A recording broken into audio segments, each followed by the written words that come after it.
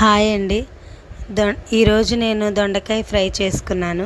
ముందుగా దొండకాయల్ని క్లీన్ చేసుకుని చిన్న చిన్న ముక్కలుగా కట్ చేసుకుని పక్కన పెట్టుకున్నాను. స్టవ్ ఆన్ చేసుకుని బాండీ పెట్టుకుని 3 టేబుల్ స్పూన్స్ ఆయిల్ వేసుకున్నానండి.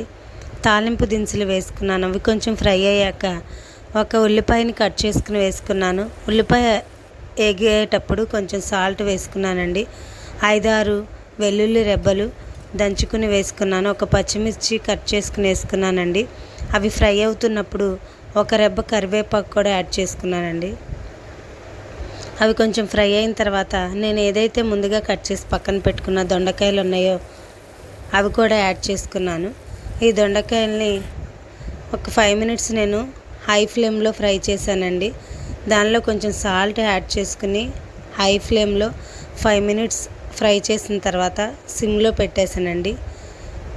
అవి ఫ్రై అవుతున్నప్పుడు దానిలో కొంచెం పసుపు యాడ్ చేసుకున్నానండి. అవి కొంచెం ఫ్రై అయిన తర్వాత 2 టేబుల్ స్పూన్స్ కారం యాడ్ చేసుకున్నానండి. దొండకాయ ఫ్రై కొంచెం తిప్పుకుంటూ ఉండాలండి, లేదంటే అడుగంటుతుంది.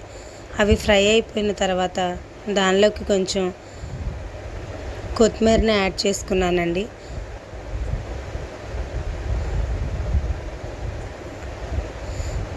అంతేనండి, టేస్టీ బెండకాయ ఫ్రై రెడీ. మీకు నచ్చితే లైక్ చేయండి.